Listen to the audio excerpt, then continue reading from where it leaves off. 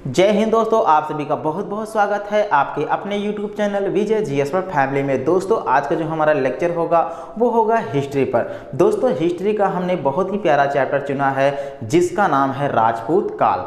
दोस्तों आज हम राजपूत काल में जानेंगे कि राजपूतों की उत्पत्ति कैसे हुई और इसमें से चौहान वंश, गहड़वाल वंश, राठौर वंश, प्रतिहार वंश, परमार वंश, सोलंकी वंश, चंदेल वंश एवं सिसोदिया वंश के बारे में हम एक एक करके समझेंगे।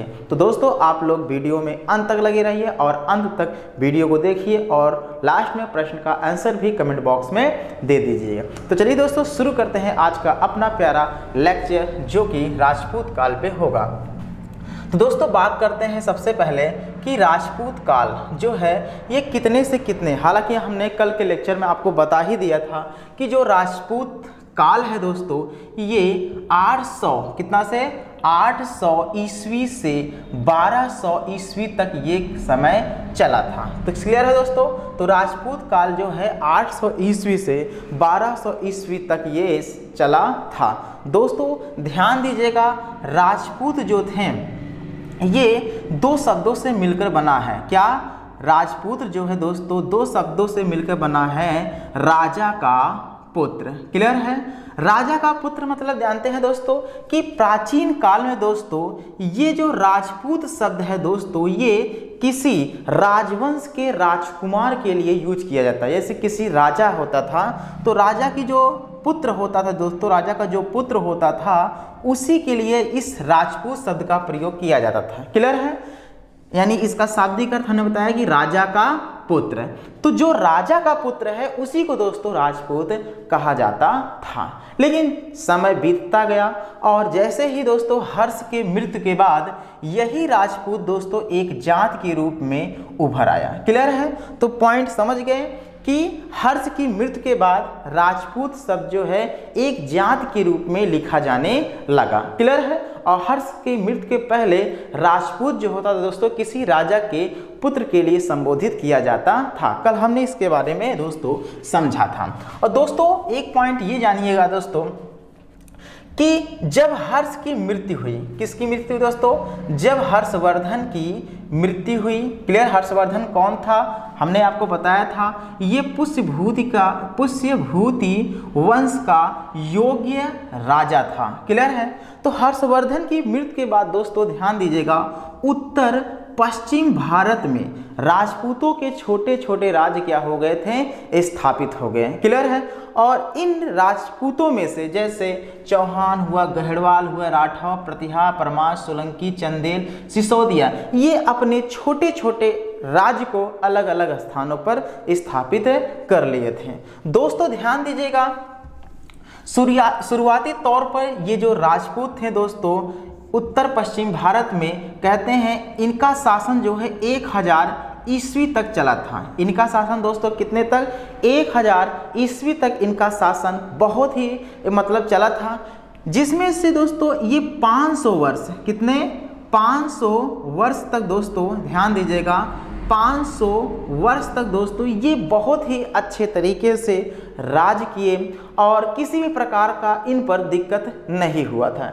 लेकिन बाद में कि जैसे 500 तो बहुत अच्छे तरीके से मतलब बीते और जैसे जैसे अगला 500 का जैसे समय लगा दोस्तों ये अगला 500 में इन्हें अगले मतलब एक प्रकार से मुस्लिम आक्रमणकारियों का सामना करना पड़ा, जिसकी वजह से दोस्तों इनके राज्य छिन्न भिन्न हो गए और धीरे धीरे क्या हुआ, इनका राजवंश उत्तर पश्चिम भारत से खत्म होने लगा और मुस्लिमों का शासन स्थापित होने लगा। तो दोस्तों समझ गए कि राजपूत 1000 वर्षों तक शासन किए, जिसमें से वो 500 वर्षों तक बहुत ही अच्छे तरीके से किसी भी प्रकार की दिक्कत ना होती थी, मतलब आराम से बढ़िया से प्यार से वो अपना शासन किए। लेकिन उसके बाद मुस्लिम आक्रमणकारियों का सामना करना पड़ा, जिसकी वजह से इनके राज्य क्या हो गए, छिन्न भिन्न हो गए थे। इतना समझ में आ गया?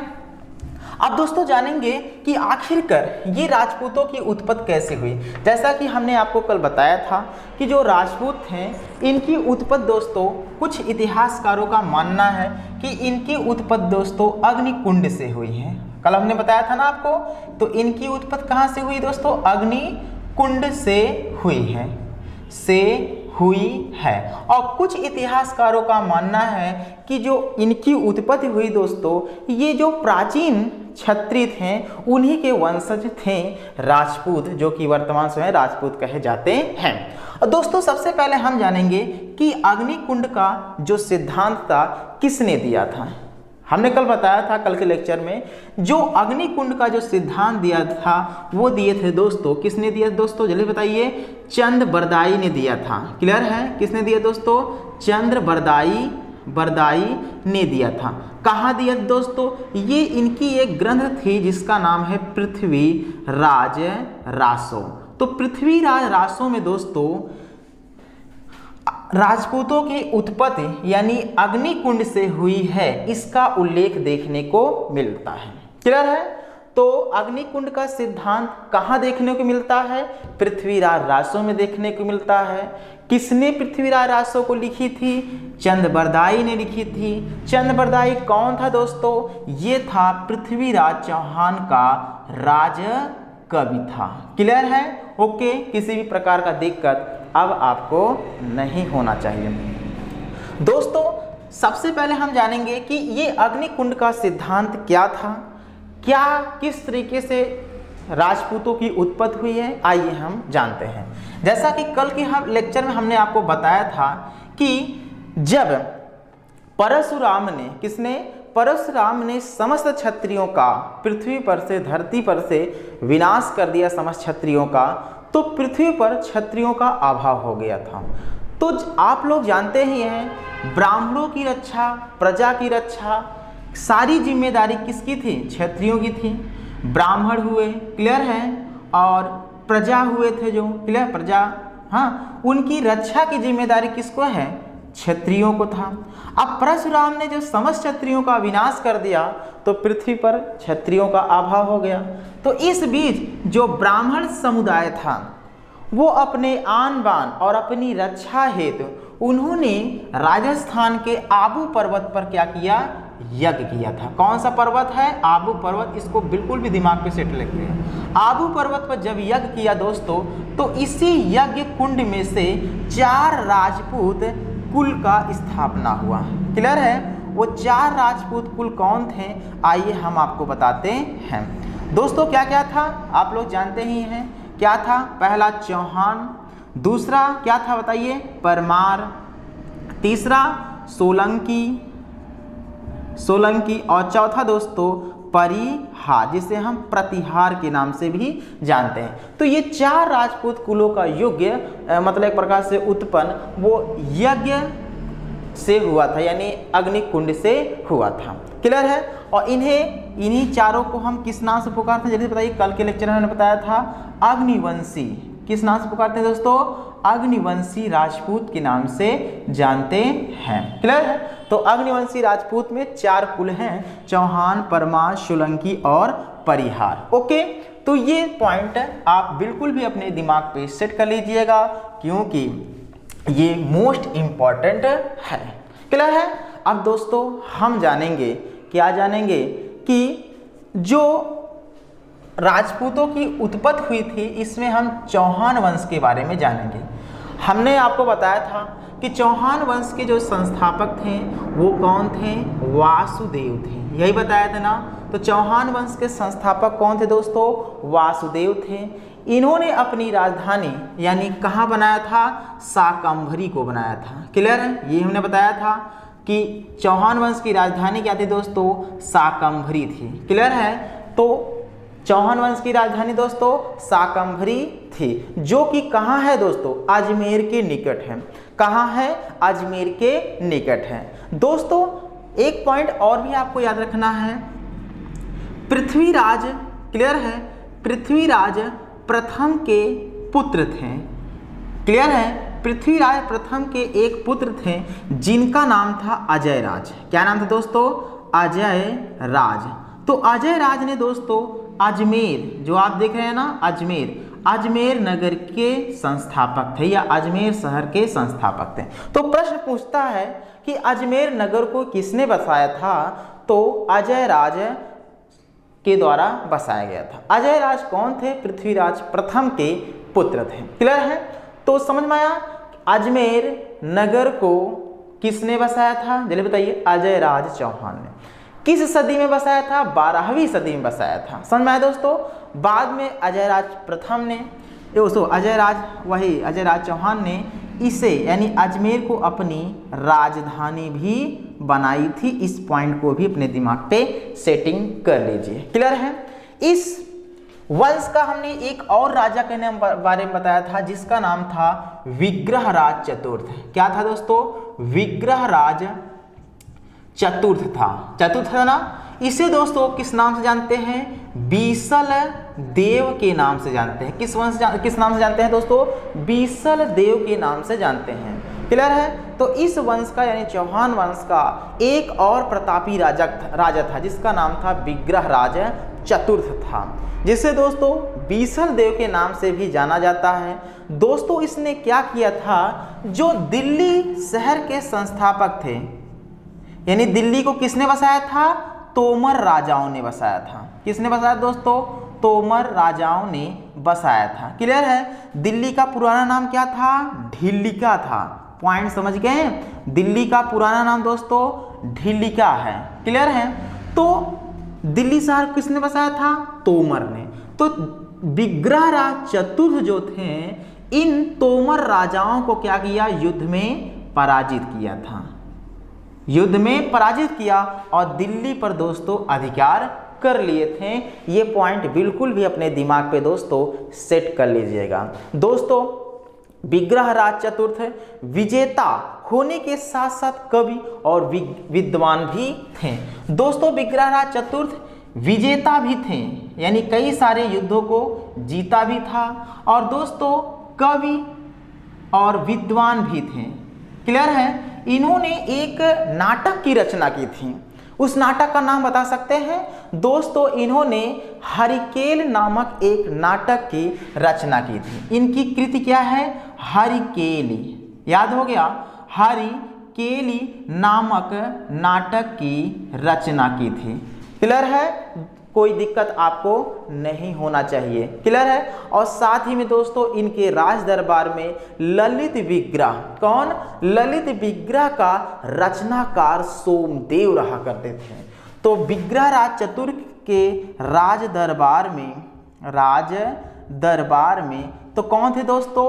ललित विग्रह के रचनाकार सोमदेव रहा करते थे। क्लियर है? तो ये पॉइंट बिल्कुल भी दिमाग पे सेट कर लीजिए कि ललित विग्रह के रचनाकार कौन है? सोमदेव हैं। ये किसके शासनकाल में थे? तो ये विग्रहराज चतुर्थ अर्थात बीसल देव के शासनकाल में थे। क्लियर है? अब दोस्तों आगे हम पॉइंट समझते हैं, इसको मिटाते हैं और अगले राजा के बारे में हम समझते हैं। अब दोस्तों नंबर आता है पृथ्वीराज तृतीय की, यानी प्रथम के बारे में देखा।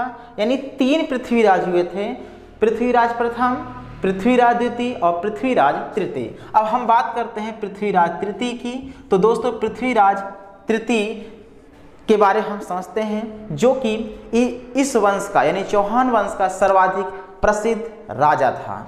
दोस्तों पृथ्वीराज चौहान दोस्तों इनके पिताजी का क्या नाम था? सबसे पहले ये पूछता है पृथ्वीराज चौहान के पिता का क्या नाम था? तो इनके पिता का नाम दोस्तों हमने आपको बताया था कल के लेक्चर में। तो इनके पिता का क्या नाम था? सोमेश्वर था। क्या नाम दोस्तों? सोमेश्वर था।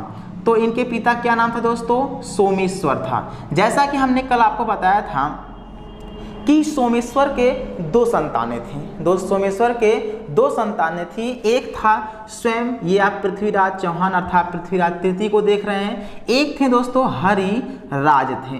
ये पॉइंट बिल्कुल भी दिमाग पर चले। तो सोमेश्वर के कितने पुत्र थे दोस्तों? 2 पुत्र थे। एक तो पृथ्वीराज तृतीय और दूसरा हरिराज था। इनकी माता का नाम दोस्तों कर्पूरा देवी थी। क्या नाम था दोस्तों? रानी कर्पूरा देवी। क्लियर है? तो ये भी पॉइंट अपने दिमाग पे सेट कर लीजिए, क्योंकि ये मोस्ट इंपॉर्टेंट है, आपके लिए ये लाभदायक हो सकता है। तो चलिए इसको मिटाते हैं दोस्तों और भी हम पॉइंट को समझते हैं। दोस्तों जैसा कि हमने आपको बताया कि 1191 ईस्वी में क्या हुआ था? तराइन का प्रथम युद्ध हुआ था। कि तो तराइन का प्रथम युद्ध कब हुआ था दोस्तों, जल्दी बताइए। 1191 ईस्वी के। तो किसके किसके बीच हुआ था? दो राजा थे, एक थे मुहम्मद गौरी और दूसरा था क्या, बताइए लिखे। दूसरा थे दोस्तों पृथ्वीराज चौहान। क्लियर है?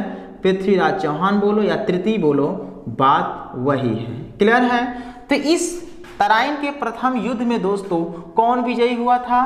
पृथ्वीराज चौहान जो हुए विजयी हुए और मुहम्मद गोरी पराजित हो गया था। दोस्तों एक ही साल के अंतर पर 1192 ईस्वी में, कब है? 1192 ईस्वी में दोस्तों तराइन का, क्लियर है, तराइन का द्वितीय युद्ध हुआ, जो कि ये भी युद्ध दोस्तों स्थान वही थे और जो युद्ध करने वाले लोग थे वो भी वही थे।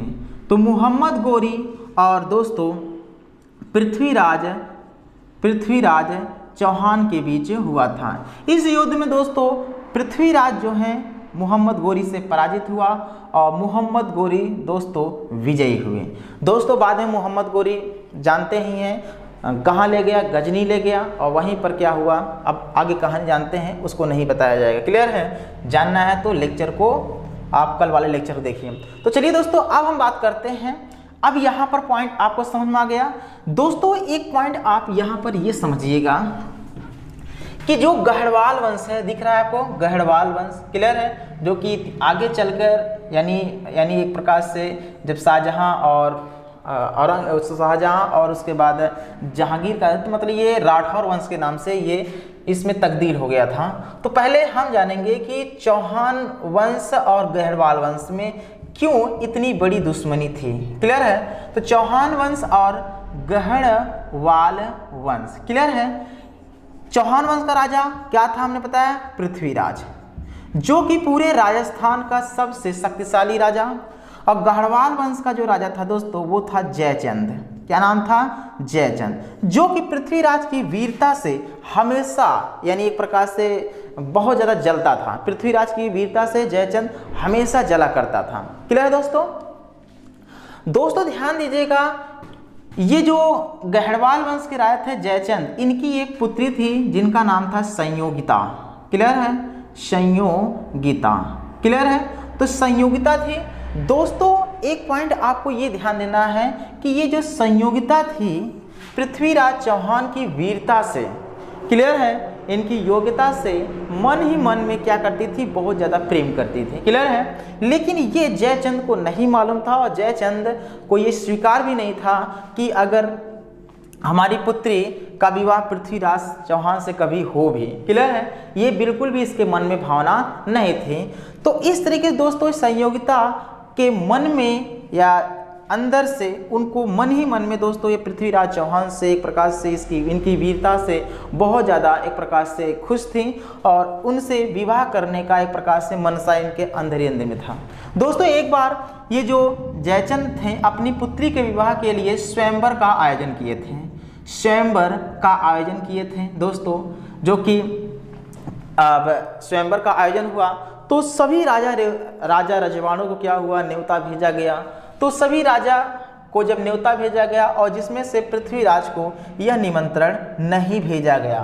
क्यों नहीं भेजा गया?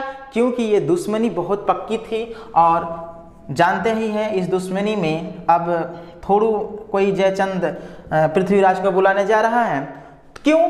क्योंकि भाई दुश्मनी थी। और रही बात संयोगिता, अब संयोगिता का पूरा मन था कि पृथ्वीराज से विवाह करने का। तो भाई स्वयंवर लग गया, सभी राजा रजवाड़े एक तरफ से अपने अपने सीट पे बैठ गए। हाँ, अब स्वयंवर में जो संयोगिता थी वो वर लेकर सभी राजाओं को देख रही थी, चुन रही थी कि मतलब कौन से राजा पसंद हैं। अब भाई संयोगिता को थोड़ा मालूम था कि पृथ्वीराज नहीं है इस स्वयंवर में। क्लियर है? तो उसने देखा कि कहीं पर भी पृथ्वीराज की मतलब नहीं दिख रहे हैं। तो दोस्तों यहाँ जो गढ़वाल वंश का जो राजा था जयचंद, पृथ्वीराज को अपमानित करने हेतु वहाँ पर जो द्वारपाल होता है दोस्तों, वहीं पर इनकी एक प्रतिमा बना रखी थी। और प्रतिमा बना रखी थी दोस्तों, अपमानित करने के लिए यानी उन्हें लज्जित करने के लिए। दोस्तों जिस संयोगिता चारों तरफ गई, कोई मतलब कहीं भी पृथ्वीराज नहीं दिखे। बाद में क्या हुआ, उनका नज़र जो है द्वारपाल पे पड़ा कि अरे ये तो पृथ्वीराज की जो मूर्ति है दिख रही है मुझे।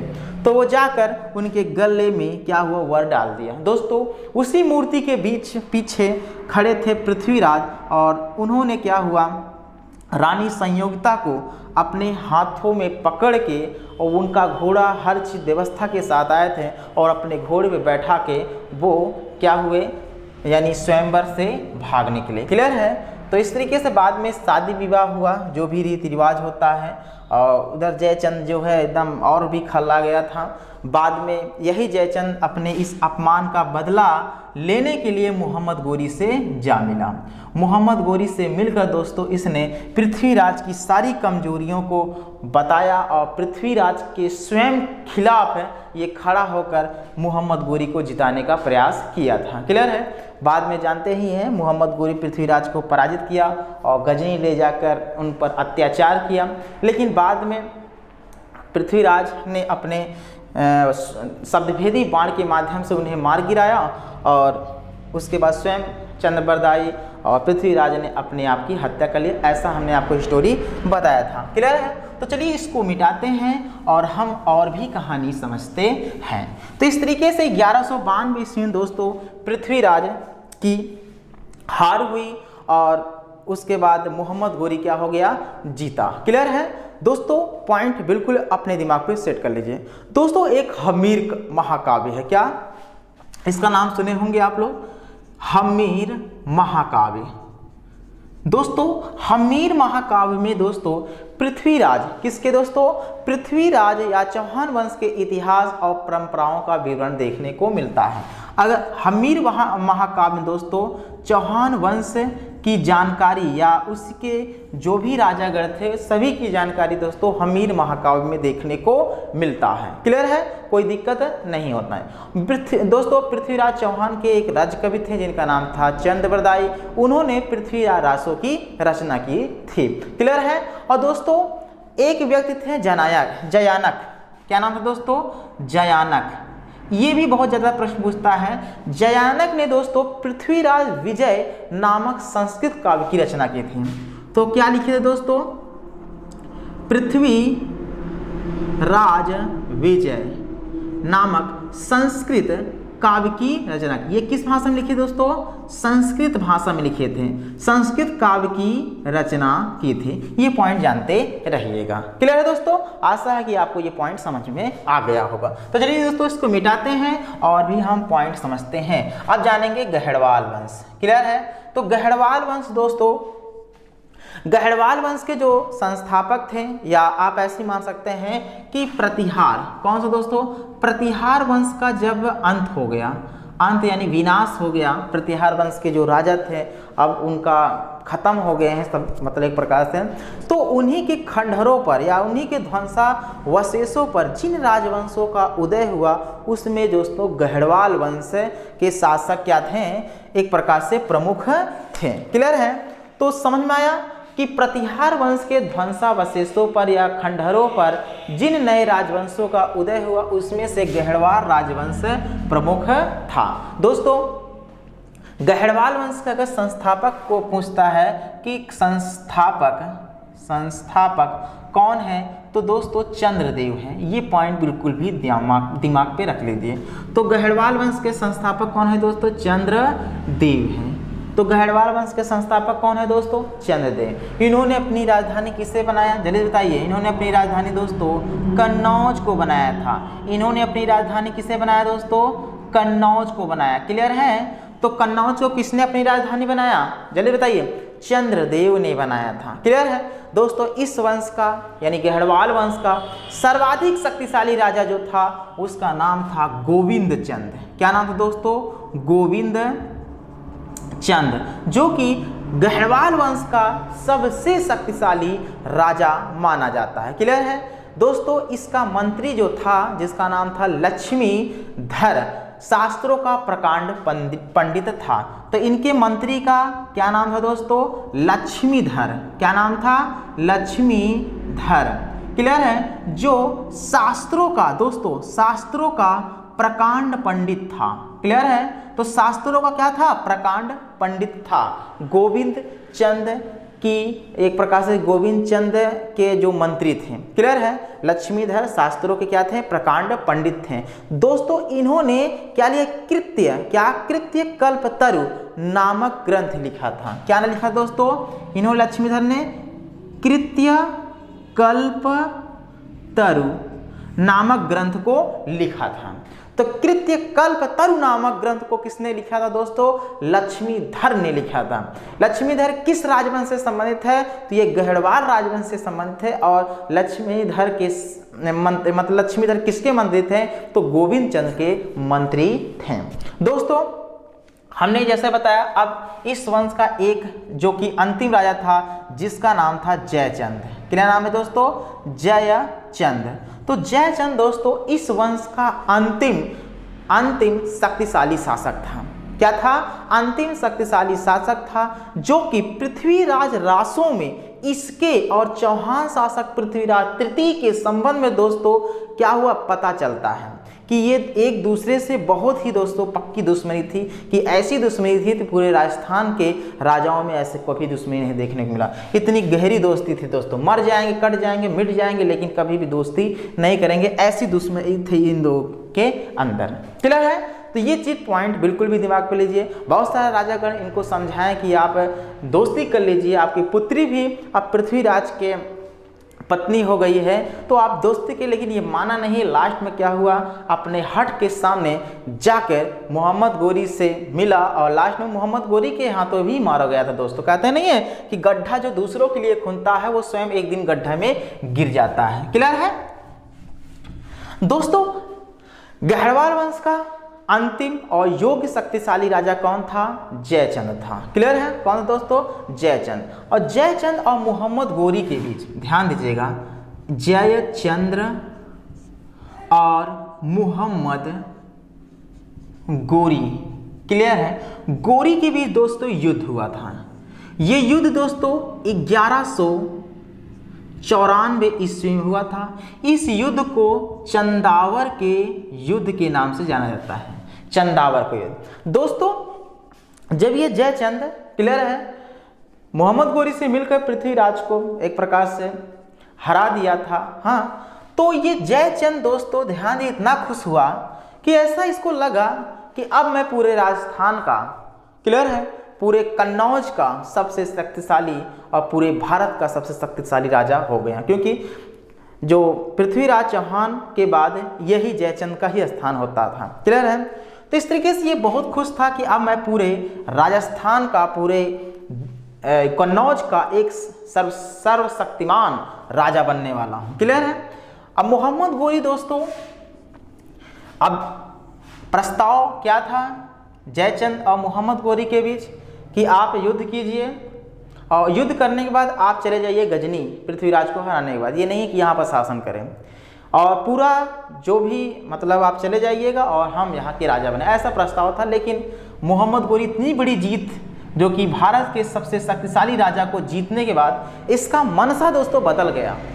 इसने भारत में रहने का विचार कर लिया, बोला कि अब मैं भारत में ही रहूंगा और भारत में ही अपनी सत्ता, अपनी शासन चलेगा मेरा। क्लियर है, अब जब इसकी खबर दोस्तों जयचंद को लगी कि अरे मोहम्मद गोरी भारत में रहने का प्लानिंग बना लिया, तो इसने दोस्तों युद्ध का प्रस्ताव रख दिया कि मोहम्मद गोरी अब तुमको युद्ध मेरे से करना पड़ेगा। क्लियर है, क्योंकि आप भारत में आपको नहीं रहना है, भारत में मैं रहूंगा। क्लियर है, आपको गजनी जाना है। तो इस युद्ध हुआ दोस्तों, यह युद्ध दोस्तों चंदावर के मैदान में हुआ था। क्लियर है, इसे दोस्तों इतिहास में चंदावर के युद्ध के नाम से जाना जाता है। क्लियर है, और ये युद्ध 1194 ईस्वी में हुआ। दोस्तों इस युद्ध में जयचंद क्या हुआ, बहुत ही बुरी तरह से दोस्तों पराजित हुआ।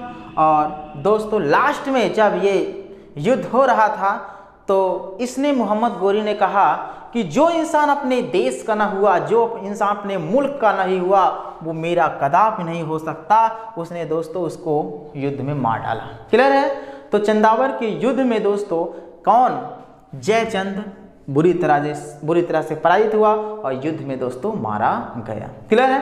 तो इस तरीके से गढ़वाल वंश विनाश के कागार पे आ गया और धीरे धीरे दोस्तों अब अगली शक्ति दोस्तों उभरने लगी। दोस्तों जैसा कि हमने बताया प्रतिहार वंश, इसे दोस्तों परिहार वंश के नाम से भी जानते हैं। क्लियर है। प्रतिहार वंश को परिहार वंश के नाम से जानते हैं। प्रतिहार का मतलब होता है द्वारपाल। क्लियर है। प्रतिहार का मतलब होता है द्वारपाल। क्लियर है। और द्वारपाल का कार्य किसने किया दोस्तों? लक्ष्मण ने किया था। इसीलिए प्रतिहार वंश के जो भी राजा हुए वो अपना लक्ष्मण के वंशज बताते हैं। क्लियर है। तो दोस्तों अग्निकुंड के राजपूतों में से सर्वाधिक महत्वपूर्ण प्रतिहार वंश भी था, जिन्हें गुर्जर से संबंध होने के कारण दोस्तों गुर्जर प्रतिहार वंश के भी नाम से जाना जाता है। तो प्रतिहार अर्थात परिहार को दोस्तों गुर्जर प्रतिहार वंश के नाम से भी हम जानते हैं। इस वंश का जो संस्थापक था वो था दोस्तों कौन था? हरिश्चंद्र था दोस्तों। यानी गुर्जर प्रतिहार वंश का जो संस्थापक था उनका नाम था दोस्तों क्या? हरिश्चंद्र। क्लियर है। हरिश्चंद्र था। तो प्रतिहार वंश का संस्थापक कौन था दोस्तों? हरिश्चंद्र था। इन्हें हरिवंश के नाम से भी पुकारते थे। क्लियर है। इन्हें दोस्तों हरिवंश के नाम से भी पुकारते थे।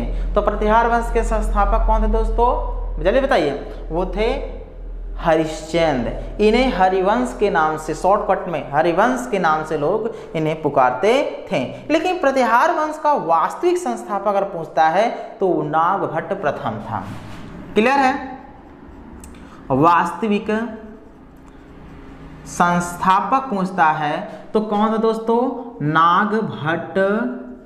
नागभट्ट प्रथम था। तो प्रतिहार वंश का वास्तविक संस्थापक कौन था दोस्तों?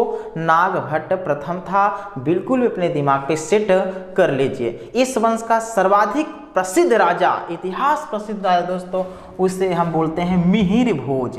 क्या बोलते हैं दोस्तों? मिहिर भोज बोलते हैं। क्लियर है।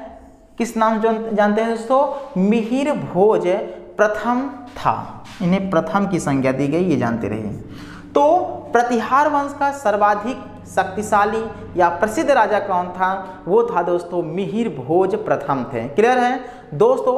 1018 ईस्वी में महमूद गजनवी, नाम सुने हैं? महमूद गजनवी भारत में कितनी बार आक्रमण किया? कमेंट बॉक्स में जल्दी से बताइए दोस्तों। महमूद गजनवी ने भारत पर कितनी बार आक्रमण किया? कमेंट बॉक्स में बताइए। क्लियर है।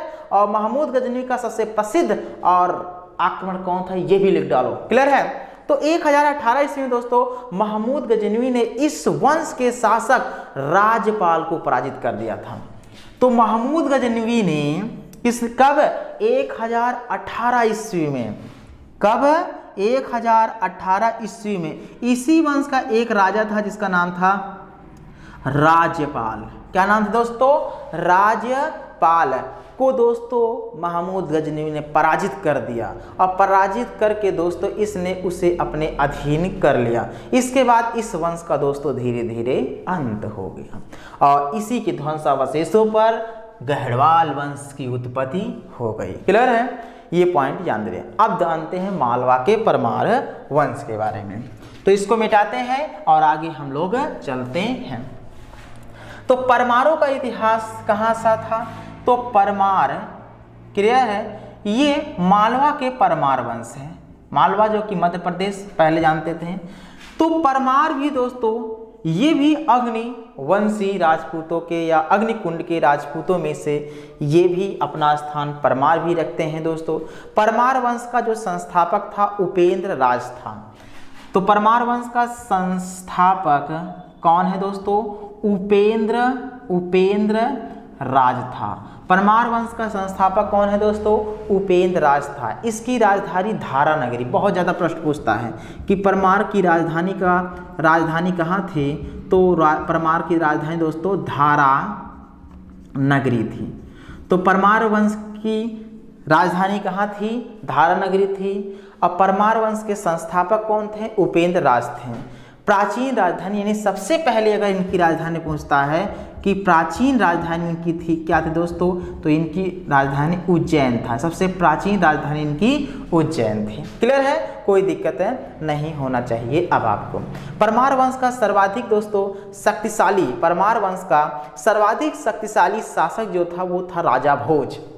तो परमार वंश का शक्तिशाली यानी सर्वाधिक शक्तिशाली राजा का नाम क्या था दोस्तों, राजा भोज था। क्या नाम था, राजा भोज। तो परमार वंश का सर्वाधिक शक्तिशाली राजा कौन था, वो था राजा भोज था। समझ में आया, क्या था दोस्तों, राजा भोज था।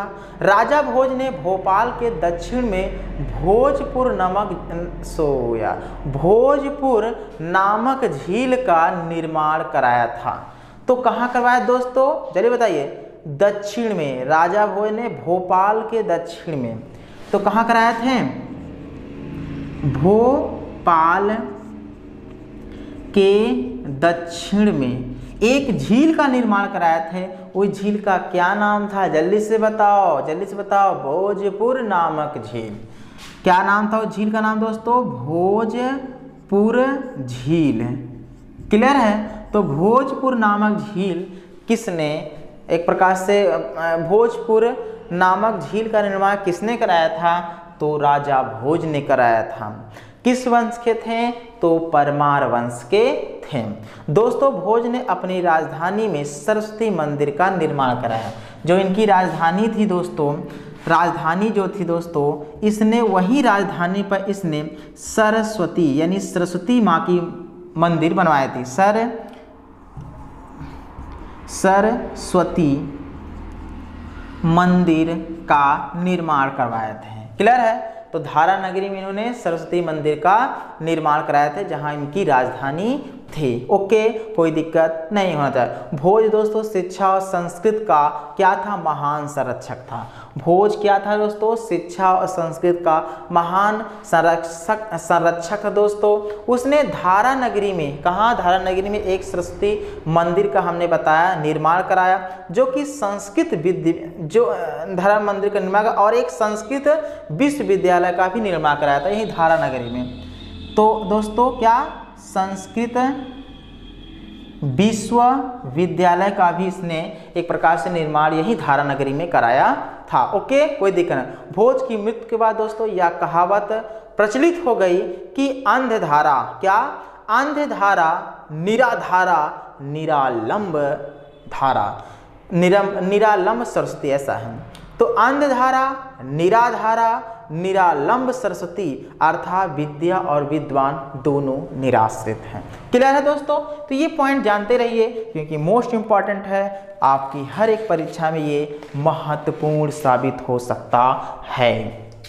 तो चलिए दोस्तों, अब मिलते हैं हम सोलंकी वंश के साथ। क्लियर है, सोलंकी वंश की बात करने चल रहे हैं दोस्तों। आइए सोलंकी वंश के बारे में हम लोग जानते हैं। क्लियर है, सोलंकी दोस्तों, सोलंकी भी जो थे एक अग्निकुंड से उत्पन्न हुए राजपूत राजवंश है। तो क्लियर है, तो गुजरात के चालुक्य, इन्हें दोस्तों चालुक्य वंश के नाम से भी जानते हैं। क्लियर है, चालुक्य वंश, ये गुजरात में इनका शासन चलता था। तो गुजरात के चालुक्य वंश या सोलंकी वंश अग्निकुंड से उत्पन्न राजपूतों में से एक माने जाते हैं। इस वंश के शासक दोस्तों वो थे कौन, जैन धर्म के अनुयायी थे। यानी इस वंश के जो राजा थे वो जैन धर्म को मानते थे। किस धर्म को मानते दोस्तों, जैन धर्म को मानते थे। गुजरात के सोलंकी वंश का जो संस्थापक था वो था मूलराज प्रथम। यानी जो सोलंकी वंश का जो संस्थापक था वो था दोस्तों कौन, मूलराज प्रथम था। तो सोलंकी वंश के संस्थापक कौन थे दोस्तों, मूलराज प्रथम थे। इसने गुजरात के एक बड़े भाग पर दोस्तों अधिकार कर लिया और दोस्तों भाग को जीत कर इसने अन्हिलवाला को अपनी राजधानी भी बनाया था। तो गुजरात के एक बड़े भाग को इसने जीता और अन्हिलवाला, कौन, अन्हिल, क्या, वाड़ा को इसने अपनी राजधानी भी बनाया। तो अनिलवाड़ा को राजधानी किसने बनाया? तो दोस्तों किसने बनाया था? मूलराज प्रथम। इसने गुजरात के बड़े से राज्य को जीता और उसे अपनी राजधानी बनाया। मूलराज प्रथम दोस्तों शैव धर्म का अनुयायी था। मूलराज प्रथम पूछता है किस धर्म का अनुयायी था? तो शैव धर्म का अनुयायी था। कौन दोस्तों? शैव धर्म का अनुयायी था मूलराज प्रथम। दोस्तों भीम प्रथम की नाम सुने होंगे। किसकी? भीम प्रथम। क्या नाम था दोस्तों? भीम प्रथम और भीम द्वितीय भी देखेंगे।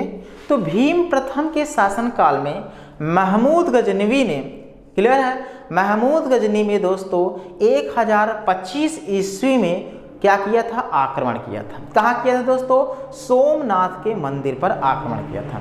सोमनाथ मंदिर की पूरी जिम्मेदारी दोस्तों ये राजपूतों के हाथों में था, यानी सोलंकी वंश के राजपूतों के हाथों में था। क्लियर है? तो ये सोमनाथ की मंदिर हमने बताया था कि बहुत सारी संपत्ति इस मंदिर में थी। उसी संपत्ति को लूटने के उद्देश्य से महमूद गजनवी ने भारत पर आक्रमण किया था या गुजरात पर आक्रमण किया, ऐसा मान सकते हैं। क्लियर है?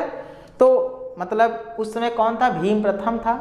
हालांकि सोलंकी जो है महमूद गजनवी के सामने नहीं टिक पाए और उनकी हार हुई और मंदिर की लूटपाट महमूद गजनवी ने मचाई और बहुत सारी संपत्ति को लेके चला गया।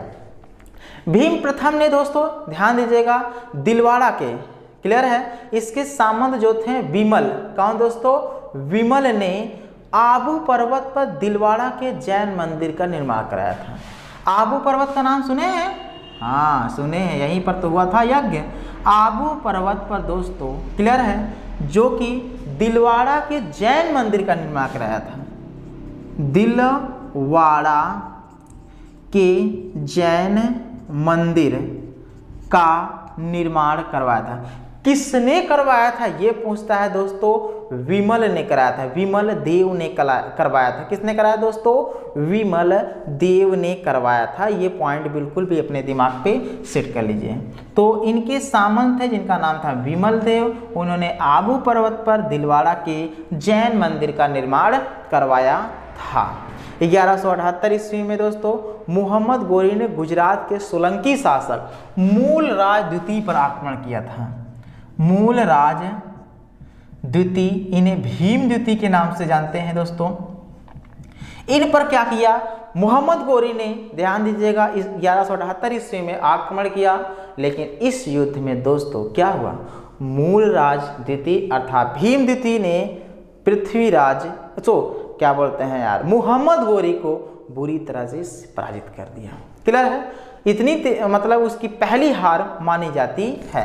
सोलंकी वंश का प्रथम शक्तिशाली राजा था दो जय सिंह सिद्धराज था। सोलंकी वंश का प्रथम शक्तिशाली राजा दोस्तों कौन था? जय सिंह सिद्धराज था। इसने मालवा के परमार शासक यशुवर्मन से दोस्तों युद्ध किया था। क्लियर है? युद्ध में पराजित कर अवंतीनाथ की उपाधि धारण किया था। तो जय सिंह ने किसकी उपाधि धारण किया दोस्तों? अवंतीनाथ की उपाधि धारण किया था। इसके दरबार में प्रसिद्ध जैन आचार्य हेमचंद्र सूरी निवास करते थे। तो हेमचंद्र सूरी निवास करते थे। क्लियर है? इसके राज दरबार में हेमचंद सूरी नाम के एक प्रकार से जैन आचार्य थे, वो निवास करते थे। क्लियर है दोस्तों? एक पॉइंट और ध्यान दीजिएगा, भीम द्वितीय कौन थे? भीम द्वितीय, जिन्होंने क्या हुआ? मोहम्मद गोरी को पराजित किया था। भीम द्वितीय के एक क्या नाम है? भीम द्वितीय के एक सामंत थे जिनका नाम था लवण प्रसाद। क्या नाम दोस्तों? लवण प्रसाद। ये प्रश्न पूछता है, लवण प्रसाद ने दोस्तों गुजरात, क्या दोस्तों ध्यान दीजिएगा, गुजरात में बघेल वंश की स्थापना की थी।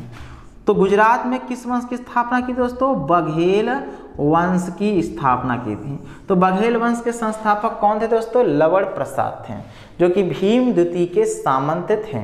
क्लियर है? बघेल वंश का मतलब कर्ण द्वितीय गुजरात का अंतिम हिंदू राजा था। इसने अलाउद्दीन खिलजी की सेनाओं का मुकाबला किया था, ऐसे मान सकते हैं। क्लियर है? माउंट आबू पर्वत दोस्तों एक मंडप बनाकर जयसिंह सिद्धराज ने अपने 7 पूर्वजों को एक प्रकार से मूर्तियां की स्थापना किए थे। क्लियर, ऐसा मान सकते हैं। चलिए अब हम चलते हैं बुंदेल के चंदेल वंश के बारे में जानते हैं। क्लियर है, बड़ा वीडियो लंबी हो रही है। तो चंदेल वंश के बारे में दोस्तों जानते हैं। चलिए आज ये खत्म हो जाएगा, थोड़ा आप लोग धैर्य बनाए रहिए क्योंकि कल हम देखेंगे गुलाम वंश के बारे में। क्लियर है, तो चंदेल वंश की बात करते हैं दोस्तों। तो चंदेल जानते ही हैं, ये प्रतिहार साम्राज्य के पतन के बाद बुंदेलखंड की धरती पर, बुंदेलखंड की भूमि पर चंदेल वंश का स्वतंत्र राज्य स्थापित हुआ। चंदेल वंश की राजधानी दोस्तों खजुराहो थी, राजधानी को याद रखिए। तो चंदेल वंश की राजधानी कहाँ थी दोस्तों? खजुराहो थी। तो चंदेल वंश की राजधानी क्या थी दोस्तों? खजुराहो थी। क्लियर है, और प्रारंभ में इसकी राजधानी दोस्तों कलिंजर था, कलिंजर जो कि महोबा में था। तो प्रारंभ में इनकी राजधानी दोस्तों कहाँ थी? कलिंजर अर्थात महोबा में हुई थी। दोस्तों राजा धंग, कौन? राजा धंग ने अपनी राजधानी कलिंजर से खजुराहो में स्थानांतरित किया था, ये जानते रहे।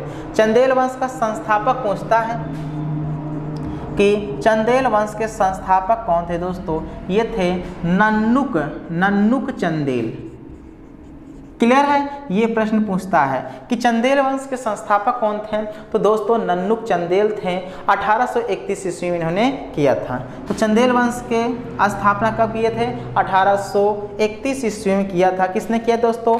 नन्नुक चंदेल ने किया था। क्लियर है, इसको मिटाएं तो आगे भी समझते हैं। दोस्तों प्रसिद्ध विष्णु मंदिर जिसे हम चतुर्भुज मंदिर बोलते हैं, क्लियर है, इसको मिटा देता हूं। तो चंदेल वंश के राजाओं ने ही कराया था।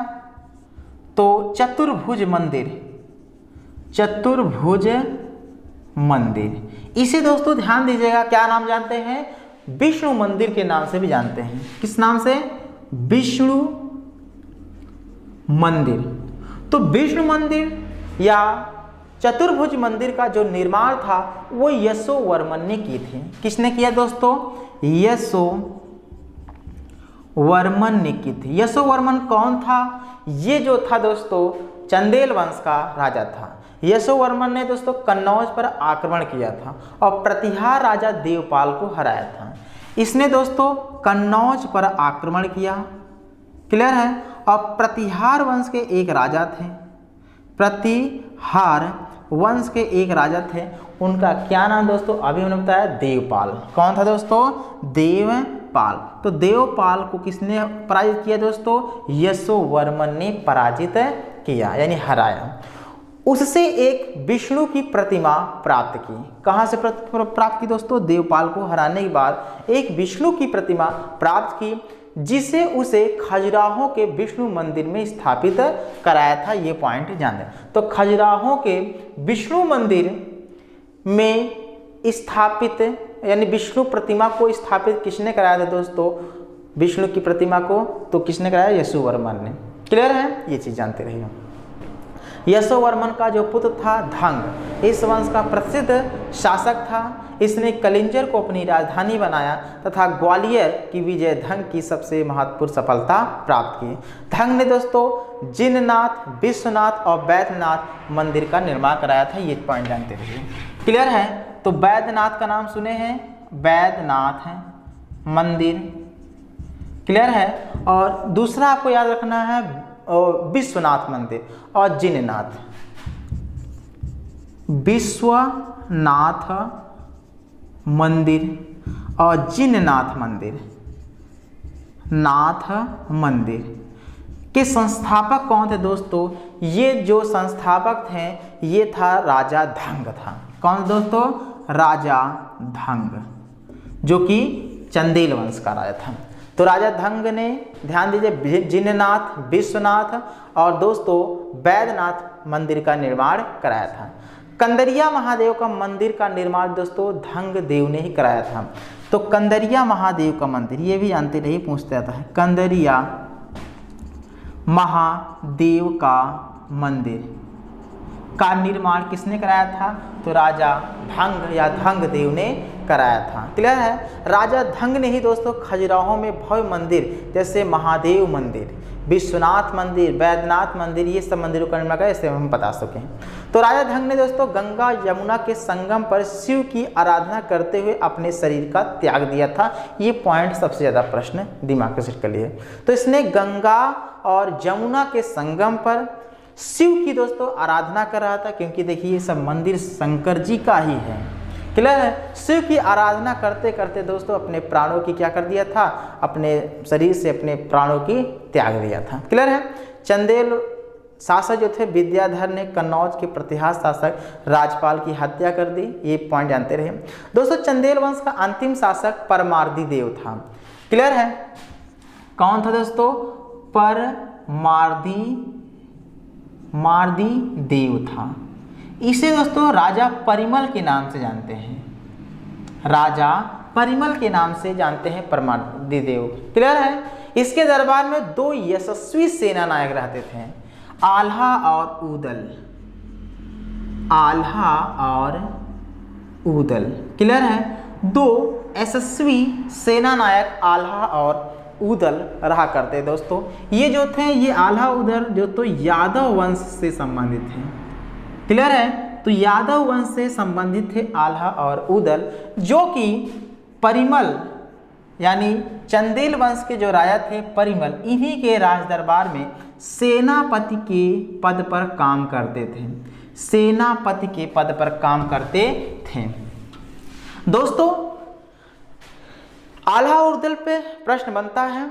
आल्हा और ऊदल ने दोस्तों पृथ्वीराज चौहान से, क्लियर है, यही आल्हा और ऊदल, ध्यान दीजिएगा, पृथ्वी राज चौहान जो कि चौहान वंश का प्रसिद्ध राजा था, इनसे दोनों का युद्ध हुआ था। आल्हा और ऊदल और पृथ्वीराज, यानी ये दोनों भाई थे, जहाँ आल्हा अलग था ऊदल अलग था। क्लियर है। तो पृथ्वीराज चौहान से युद्ध हुआ दोस्तों। इस युद्ध में दोस्तों, यह युद्ध यहाँ कहाँ हुआ था, महोबा में हुआ था। क्लियर है। महोबा में आल्हा ऊदल और पृथ्वीराज चौहान के बीच युद्ध हुआ। क्लियर है। इस युद्ध में दोस्तों ध्यान दीजिएगा, महोबा की रक्षा करते हुए आल्हा और ऊदल ने अपने प्राणों की आहुति दी थी, यानी इन्हें युद्ध में पराजित होना पड़ा था। क्लियर है। तो महोबा की रक्षा करते हुए इन्होंने अपने प्राणों की आहुति दे दी थी, या एक प्रकार से अपने प्राणों का में एक प्रकार से त्याग दिया, मतलब बलि दे दी, बलि क्या बोल सकते हैं, एक प्रकार से आहुति दी थी, मतलब युद्ध में पराजित हो गए। क्लियर है। महोबा की रक्षा करते हुए। हाँ, तो ये पॉइंट जानते रहिएगा। इस वंश का अंतिम शासक परिमर्दी देव था, जो कि 1182 ईस्वी में पृथ्वीराज चौहान ने इसे हराया भी था। क्लियर है। ये पॉइंट जानते रहिए। और परिमर्दी देव ने 1802 ईस्वी में, 1800 नहीं 1102 होना चाहिए, 1202 ईस्वी में कुतुबुद्दीन ऐबक की अधीनता स्वीकार कर ली। इस पर उसके एक मंत्री थे अजय देव। क्लियर है। परमर्दी देव यानी परिमल ने दोस्तों 1202 ईस्वी में कुतुबुद्दीन ऐबक की क्या कर लिया, अधीनता को स्वीकार कर लिया। जब ये अधीनता स्वीकार कर लिया तो इन्हीं के एक मंत्री थे, उन्हें बिल्कुल भी नहीं पसंद आया कि एक राजपूत होकर एक ऐबक यानी मुस्लिम के सामने अपने सर को झुका दिया। तो इसने दोस्तों अजय देव, जो उनके मंत्री का नाम था अजय देव, ने दोस्तों इनकी हत्या कर दिया। क्लियर है ये चीज। अब हम जानते हैं मेवाड़ का सिसोदिया वंश। लास्ट पॉइंट है दोस्तों, 5 मिनट में खत्म होने वाला है। किसकी बात करते हैं दोस्तों, मेवाड़ का सिसोदिया वंश, सिसोदिया वंश। क्लियर है। तो मेवाड़ का सिसोदिया वंश के बारे में हम लोग जानते हैं दोस्तों। जानते ही हैं सिसोदिया वंश के जो शासक थे अपने आप को सूर्यवंशी बताते हैं, कि सिसोदिया वंश के जो राजा थे वो अपने आप को किस वंश से समझे, सूर्यवंशी मतलब से बताते हैं। सूर्यवंश के संस्थापक या सिसोदिया वंश के शासक जो थे मेवाड़ पर शासन करते थे। तो कहाँ शासन करते थे दोस्तों, मेवाड़ पे शासन करते थे। मेवाड़ की राजधानी दोस्तों चित्तौड़ थी, ये जानते रहिएगा। मेवाड़ की राजधानी पूछता है कहाँ थी, तो दोस्तों चित्तौड़ थी। मेवाड़ की राजधानी कहाँ थी, चित्तौड़ थी। दोस्तों समझ में आया। सिसोदिया वंश में ही दोस्तों जन्मे थे, यानी इस वंश का सबसे महाप्रतापी राजा था क्या, जल्दी बताइए, महाराणा प्रताप सिंह। नाम सुने हैं ये? तो महाराणा प्रताप सिंह किस वंश से संबंधित थे दोस्तों? ये सिसोदिया वंश से संबंधित हैं, यानी इनके वंश का नाम क्लियर है क्या था? सिसोदिया था, यानी इनकी जाति सिसोदिया थे, ऐसा मान सकते हैं। तो सिसोदिया वंश के में भारत के सर्वोच्च सर्वशक्तिमान राजा कौन थे? महाराणा प्रताप सिंह थे। क्लियर है? ये पॉइंट जानते रहिए। अपनी विजयों के उपलक्ष्य में दोस्तों विजय स्तंभ का निर्माण दोस्तों किसने कराया था? कुंभा ने, राजा कुंभा ने। तो विजय स्तंभ का निर्माण किसके द्वारा कराया गया? विजय स्तंभ का निर्माण किसके द्वारा कराया गया दोस्तों? किसके द्वारा? राजा कुंभा ने चित्तौड़ में कराया था, ये जानते हैं। तो दोस्तों समझ में आया? खतौली का युद्ध नाम सुने ही हैं, जो कि 1518 ईस्वी में राणा सांगा एवं इब्राहिम लोदी के बीच में हुआ था। तो ये जानते हैं खतौली का युद्ध किसके किसके बीच में हुआ था? बताइए लिसे। राणा सांगा एवं इब्राहिम लोदी के बीच हुआ था। तो इस तरीके दोस्तों मेवाड़ का सिसोदिया वंश था। तो दोस्तों एक पॉइंट और भी जानना है, क्योंकि परीक्षा में पूछता है। क्लियर है दोस्तों? ध्यान दीजिएगा, सिसोदिया वंश, सिसोदिया वंश क्लियर है? ये पॉइंट जानते रहिएगा। और एक और बच्चा है राठौर वंश। थोड़ा इसमें से हम लोग थोड़ा मोस्ट इंपॉर्टेंट पॉइंट है उसके बारे में समझते हैं। देखिए, आपने दोस्तों मीराबाई का नाम सुना होगा। किसका नाम सुना है? मीराबाई। थोड़ा हम मीराबाई के बारे में जानते हैं तो उसके बाद समझते हैं। चलिए यहाँ पे लिख देते हैं मीराबाई, जो कि कृष्ण कहते हैं, ये कृष्ण के प्रेम में दीवानी थी। क्लियर है? यानी कृष्ण भक्ति इन्हें बहुत ज़्यादा पसंद था और कृष्ण को बहुत ज़्यादा एक प्रकार से प्रेम भी करती थी और उनकी उपासना भी बहुत ही सच्चे मन से करते थे। क्लियर है दोस्तों? मीराबाई का जो जन्म हुआ था, क्लियर है, जन्म की बात करते हैं दोस्तों, ये हुआ था मेड़ता जिले में। कहाँ हुआ दोस्तों? मेड़ता जिले में ध्यान दीजिए, चौकारी ग्राम में हुआ था। चौकारी ग्राम में हुआ था। क्लियर है? तो इनका जन्म कहाँ हुआ दोस्तों? मेड़ता जिले में चौकारी ग्राम में हुआ था। क्लियर है दोस्तों? इनके पिताजी का क्या नाम था ये जानते रहिए। इनके पिताजी का नाम था राजा रत्न सिंह राठौड़। रत्न सिंह राठौड़ था। क्लियर है? तो मीराबाई के पिता का नाम क्या था दोस्तों? राजा रत्न सिंह राठौड़। मीराबाई का जो विवाह हुआ था दोस्तों, सिसोदिया वंश के एक राजा थे जिनका नाम था भोजराज। दोस्तों ये भोजराज जो थे ये राणा सांगा, नाम सुने हैं, या संग्राम सिंह नाम जानते हैं इनको, राणा सांगा का या संग्राम सिंह, राणा सांगा के बड़े पुत्र युवराज भोजराज के साथ हुआ था। भोजराज के साथ विवाह हुआ। तो मीराबाई का विवाह किसके साथ हुआ दोस्तों? राणा सांगा के बड़े पुत्र युवराज भोजराज के साथ विवाह हुआ था। क्लियर है दोस्तों? भोजराज की ध्यान दीजिए दोस्तों, युद्ध में एक प्रकार से युद्ध हो रहा था, इस युद्ध में गए थे। उस युद्ध में दोस्तों भोजराज को वीर गति प्राप्त हुई। क्लियर है? यानी ये एक प्रकार से युद्ध में मारे गए। दोस्तों जब युद्ध में मारे गए उस समय दोस्तों सती प्रथा चल रहा था। सती प्रथा राजपूतों में प्रचलित था बहुत ज़्यादा।